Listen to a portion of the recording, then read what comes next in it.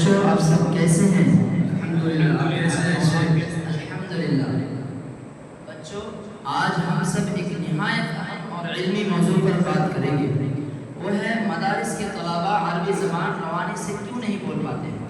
ہم سب کئی سالوں تک عربی پڑھتے ہیں، نحو، صرف، فقہ، تفسیر اور حدیث سب عربی میں پڑھتے ہیں، لیکن اس کے باوجود جب عربی میں بولنے اور لکھنے کی باری آتی ہے تو اس میں اکثر طلباء کی دشواری پیش آتی ہے۔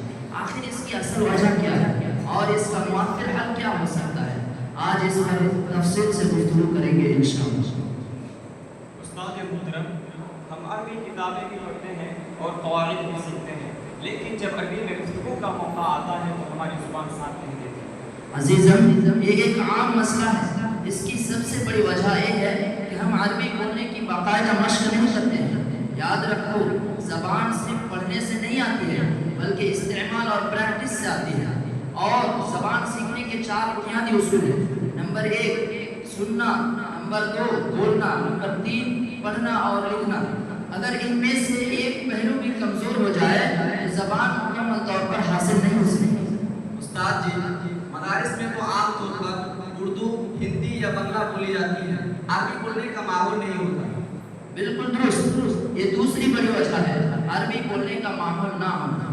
اگر مدارس میں روزانہ صرف 30 منٹ یا 1 گھنٹہ عربی بولنے کا اہتمام کر لیا جائے تو چند مہینوں میں نمایاں بہتری آ سکتی ہے۔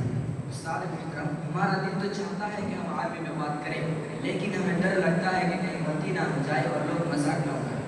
یہ بھی ایک بڑی رکاوٹ ہے۔ خوف اور جھجک زبان سیکھنے کے سب سے بڑے دشمن ہیں۔ یاد رکھو، غلطی کرنا کمزوری نہیں، یاد رکھو غلطی کرنا سیکھنے کا ایک لازمی حصہ ہے، اور جو شخص غلطی سے ڈر جائے وہ کبھی مہارت حاصل نہیں کر سکتا ہے۔ استاد جی، ہم عربی قواعد کے بہت سی کتابیں پڑھتے ہیں، لیکن پھر بھی یہ گفتگو کر نہیں پاتے۔ کیا صرف قواعد پڑھنا کافی نہیں؟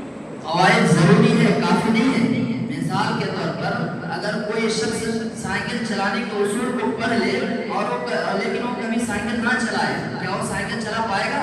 ہرگز نہیں۔ اسی طرح زبان صرف استعمال سے آتی ہے، نہ کہ صرف قواعد سے۔ استاد جی، کیا عربی سننا بھی ضروری ہے؟ جی ہاں، بہت ضروری ہے، کیونکہ زبان پہلے کان میں داخل ہوتی ہے پھر زبان پر آتی ہے۔ اگر آپ عربی نہیں سنیں گے تو سمجھنا مشکل ہو جائے گا۔ استاد محترم، کیا ہمارے نظام تعلیم کا طریقہ بھی اسی کمزوری کا سبب ہے؟ جی ہاں، آپ نے درست نشاندہی کی ہے۔ بعض مدارس میں ترجمہ پر زیادہ زور دیا جاتا ہے، گفتگو کی مشق کم کرائی جاتی ہے، طلباء کو بولنے کے مواقع کم ملتے ہیں، اور نصاب مکمل کرنے کی جلدی میں مہارت پر کم توجہ دی جاتی ہے۔ استاد محترم، ہم عربی میں مہارت حاصل کرنا چاہتے ہیں، برائے کرم ہمیں عملی طریقہ بتائیں۔ بہت اچھا سوال۔ اگر آپ ان نکات پر عمل کریں تو چند مہینوں میں واضح بہتری آ سکتی ہے۔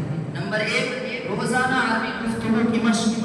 روزانہ کم از کم 10 سے 15 منٹ عربی میں بات کریں۔ مثال کے طور پر کیف حالک، آپ کیسے ہیں؟ این تذهب، آپ کہاں جا رہے ہیں؟ ماذا تفعل، آپ کیا کر رہے ہیں؟ اور کسی ساتھی کے ساتھ بولے اور روزمرہ کے جملے استعمال کریں۔ نمبر 2 روزانہ نئے الفاظ یاد کریں۔ روزانہ کم از کم 5 سے 10 نئے الفاظ یاد کریں۔ مثال کے طور پر باب دروازہ، کتاب کتاب، ماء پانی، طعام کھانا، مدرسہ۔ ان الفاظ کو جملوں میں استعمال کریں، لکھے اور بولے اور دیوار پر فہرست لگائے۔ نمبر 3 عربی سننے کی عادت ڈالیں۔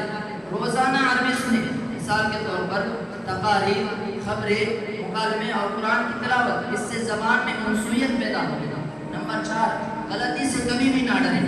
طلباء کو سمجھنا چاہیے کہ غلطی کمزوری نہیں بلکہ ترقی کی علامت ہے، اور اساتذہ کی ذمہ داری یہ ہے کہ طلباء کی حوصلہ افزائی کرے اور نرمی کے ساتھ اصلاح کرے۔ نمبر 5 عربی کو زبان سمجھ کر سیکھیں۔ عربی کو صرف امتحان کا مضمون نہ سمجھے بلکہ زندگی کی زبان سمجھ کر سیکھیں۔ نمبر 6 عملی سرگرمیاں۔ یہ سرگرمیاں ہر مدارس میں شروع ہونی چاہیے۔ مثال کے طور پر عربی تقریری مقابلہ، عربی تدریب، مضمون نویسی۔ یہ سرگرمیاں زبان کو زندہ کر دیتی ہیں۔ نمبر 7 اساتذہ کی ذمہ داری۔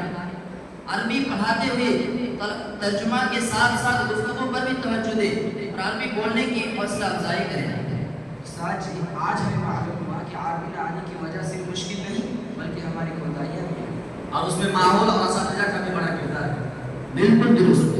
یاد رکھو زبان محنت اور مشق سے آتی ہے, صرف کتابوں سے نہیں. اگر ہم روزانہ تھوڑی سی محنت کریں گے تو انشاءاللہ ہم عربی میں مہارت حاصل کر سکیں گے. جزاک اللہ خیر استاذ محترم.